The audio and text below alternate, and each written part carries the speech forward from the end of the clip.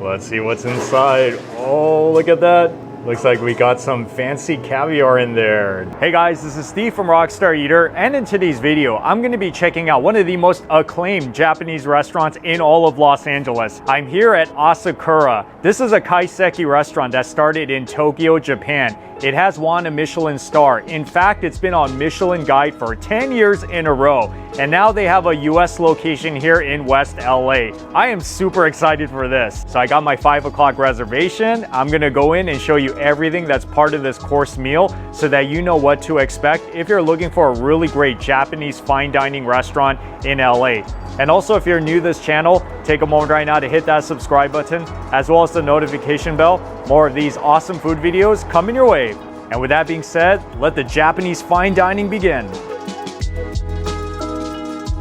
It's kind of a small restaurant. There are about 7 seats at the bar and 3 tables. And if you guys are unfamiliar with kaiseki, it's pretty much like omakase, but with more than just sushi. You get raw food, you get cooked food, you get hot foods, you get cold foods, all meant to demonstrate the chef's different cooking techniques. And the really great thing about the food here is that 80% of the ingredients are imported from Japan, and the rest of the 20% comes from the local Santa Monica farmers market. So this is new Japanese cuisine of the highest order. Wow, they got all of this sake. Look at that, and it's so expensive too. Yep, they have sake pairing that you can do with your dinner, and even more sake on this page. Look at that. If I were a sake fan, I would appreciate this a lot more. So there are 2 prices. One is the $200 level, which is the 6-course meal. But then there's the full course kaiseki, which is $300 a person, which is what I'm gonna do tonight. As you can see, this is not a cheap meal. This is really like fine dining we're talking about. So if you guys are looking for a restaurant for a very special occasion, perhaps a birthday, then here's an option you can consider. Or maybe you make a lot of money, you just want to splurge, you can show up here every single week. And so it begins. This one is the steamed chestnut sticky rice with sea bream sashimi and uni, which is sea urchin, along with matsutake mushroom sauce, some sprinkled seaweed on top, puff rice, I can see it, as well as a little bit of wasabi. So they give you a spoon as well as chopsticks with your meal. And then you scoop everything from the bottom. Yes, everything, the mushroom, the uni, the rice. Let's do it.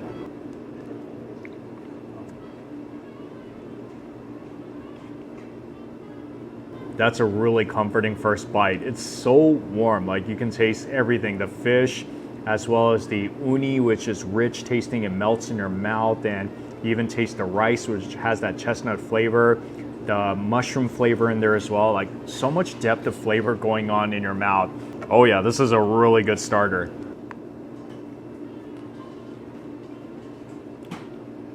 So with the second bite, I got more of the crispy rice as well as the wasabi, which adds a tint of that spiciness.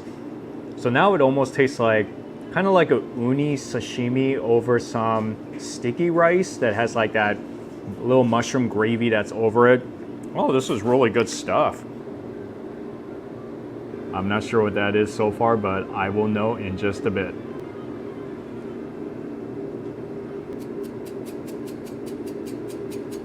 Check out course number 2. We got the eggplant mousse, which is all the way in the bottom. And in there we also have the soft braised smoked abalone with dashi umami jelly on top. That's what you see on top, guys. As well as some of that yuzu zest that's grated and kind of sprinkled around. With course number 2, you're supposed to use your spoon once again, and you dig all the way to the bottom so that you get the bottom layer along with that top layer with the dashi umami jelly.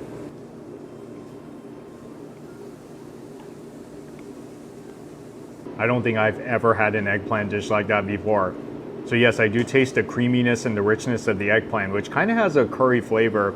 And I do like the jelly that's on top because you have that dashi flavor that's used in a lot of traditional Japanese dishes. Wow, that truly adds an umami flavor to this whole dish. See, this is the fun of kaiseki because you never really know what to expect. Every chef is different, and he's just gonna put together like some of the craziest things you're ever gonna eat in a Japanese restaurant. course number 3 is much bigger than the other 2 that I got, and I'm totally okay with that. I am not complaining. So where should we begin? How about right here? That is the assorted mushroom with chrysanthemum and in dashi marinade. And then that one is the fresh bean curd with sea urchin. It has some sort of a dashi sauce inside. And then over there we got the ankumo, which is fish monk liver, croquette with some brie cheese inside. And then down here, that's Japanese sweet potato with taro chips. And on this side, we have the Wagyu beef tartare over brioche bread. And then down here is bluefin tuna. So if you get sake, you get to choose your glass. Oh, which one should I choose? I don't even know. Maybe this one? All of this food is really art. So you're not just eating with your tongue, but you're eating with your eyes as well. Just melts in your mouth. Bean curd sheets, that's very soft with that sticky dashi sauce inside and some of that sea urchin. Just wonderful. Since this is kind of a hot food, I should try this one next, the Wagyu tartare.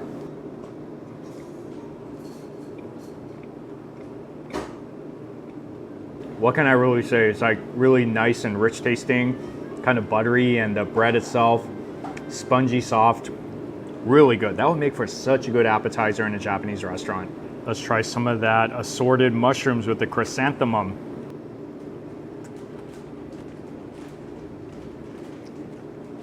I really like that dashi sauce that's over it. It kind of has like a sourness to it as well. Oh, very good taste. It's very bright tasting. Crunchiness of the chrysanthemum, which has been cooked all the way through, along with the softness of the mushroom as well. It is so good. You know, I just want to take the rest of the sauce and drink it because this meal is so expensive. It's like you want to get your money's worth, right? Oh, it's actually not that strong, so it's okay to drink. First time trying ankimo croquette. Here we go.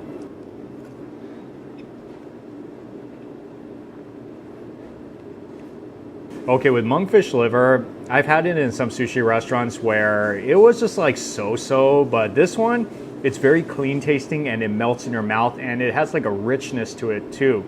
Like so good, umami flavor, along with the breading, the crispiness of the layer outside. It's perfect. And you know what else I've not had before? Sweet potato with taro chips.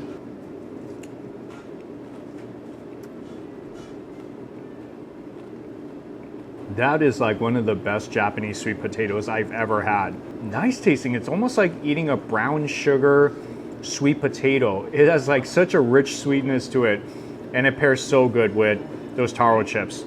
Now I just want to take these chips and just dip it into more of that Japanese sweet potato and just eat it like nachos. Oh, this thing is like the greatest thing ever. Sushi time. I eat this all the time in sushi restaurants.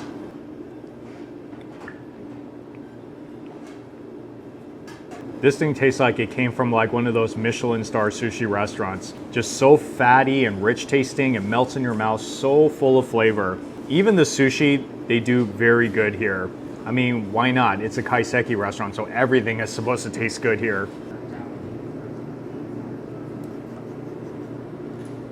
Let's see what's inside the soup. According to the chef, it's simmered eggplant and Japanese wild eel. Dashi with otam vegetables with egg and some of that sancho pepper on top. So this is the way you're supposed to do it, not with the spoon. You're supposed to take the whole thing and you're supposed to drink what you can from it. And then afterwards, with all the chunkier pieces, you use the chopstick. So let's give this a go.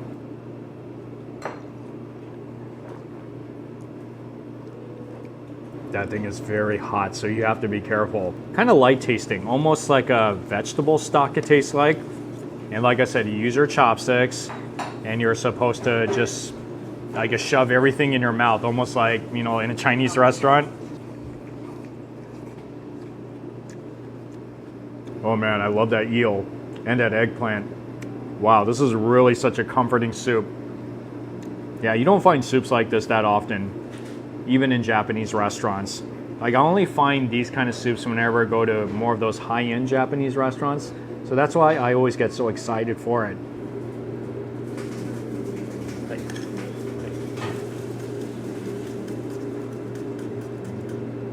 Course number 5 is the chawanmushi, which is their version of the steamed egg custard with pan-fried lobster and autumn truffle from France. Oh, that's pretty awesome. Along with dashi chicken broth and puff rice to give it that crunch. So as usual, I'll scoop from the bottom and get as much of the toppings with everything as I can. This is like the fanciest chawanmushi I've ever had in my whole life. Everything good in the world is in here. We got the lobster, we got the truffle from France, we got the egg custard in the bottom, we even got some of the crispy rice in there to add some crunchiness to it. I would say this dish in itself is worth coming to this restaurant for. So hopefully they'll have it when you come here.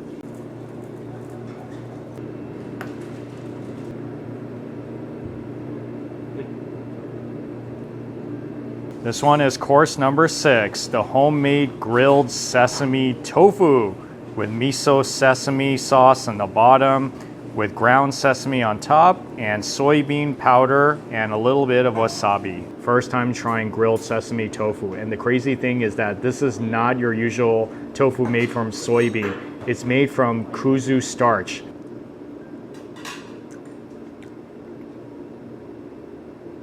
Okay, definitely not your traditional tofu taste. I mean, it is still very soft, but this one I feel has a little bit more of like that mochi stickiness and chewiness inside. So if you guys like sesame flavor and miso flavor, then you're gonna like this one. Yeah, I say all these dishes that I've gotten so far, have you seen them in any Japanese restaurants before?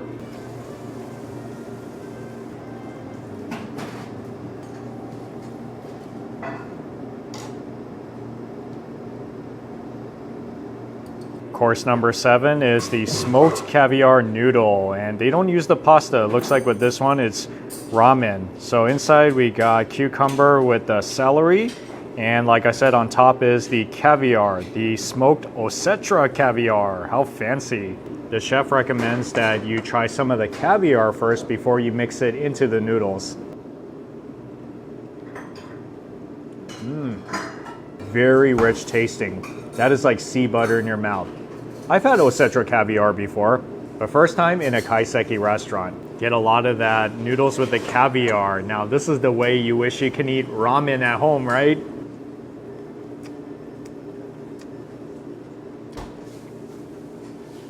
That is like $1 million tasting ramen noodles right there. I mean, noodles, you know, we kind of think of it as a cheap type of food since it's carbs, but hey, I'll take it if they know how to make it really right. And this is really a killer combination. Other than cheese ramen, I think now caviar ramen is my favorite thing. Looks like we got some steak right there.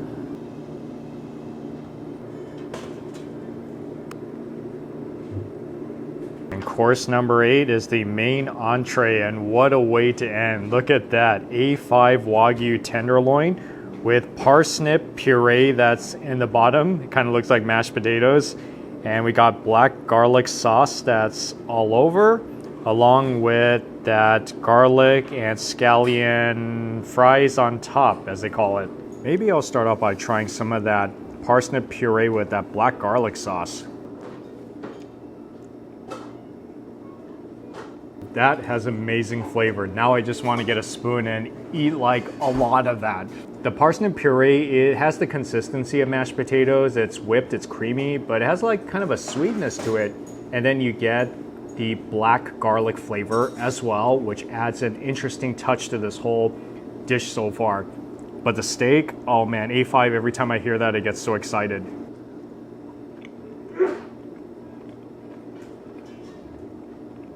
One of the best steaks I've ever had in my life. Whoa, I am in shock. That steak is like so tender, but then it has such good flavor too. I cannot fully describe it. It's something that you just have to come and experience for yourself.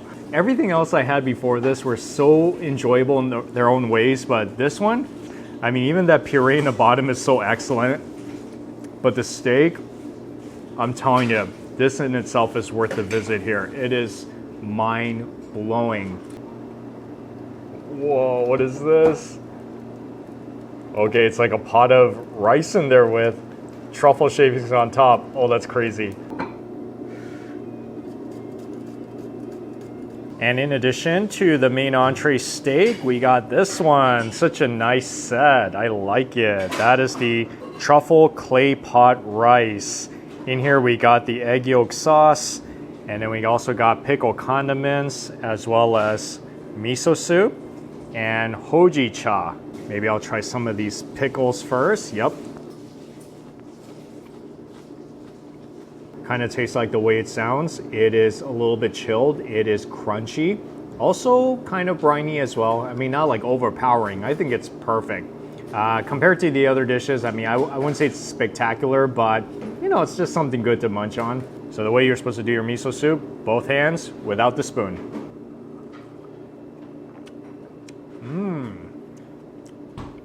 It's like a very nice tasting miso soup. And I think there's even tofu skin in there as well. Adds a little bit of a crunchiness. They put caviar on the noodles, truffle on the rice. They don't get cheap on you at this restaurant.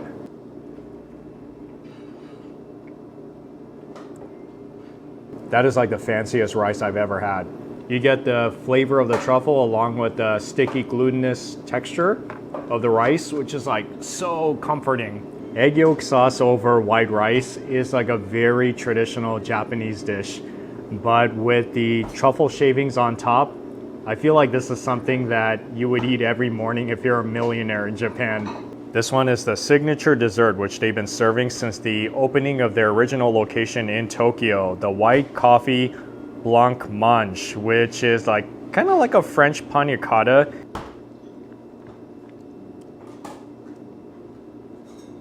Oh man, that thing is pretty mind-blowing. It does taste like a pina colada with a coffee flavor. Everything at this restaurant, I'm telling you, it's like a masterpiece here. This is the last dessert. This is the Okinawa brown sugar ice cream. This bowl is so chilled, wow. Those 8 courses really fill you up, and that's not even counting the dessert that comes at the end. So you're gonna have to come with an empty stomach because they're really gonna give you a lot of food here.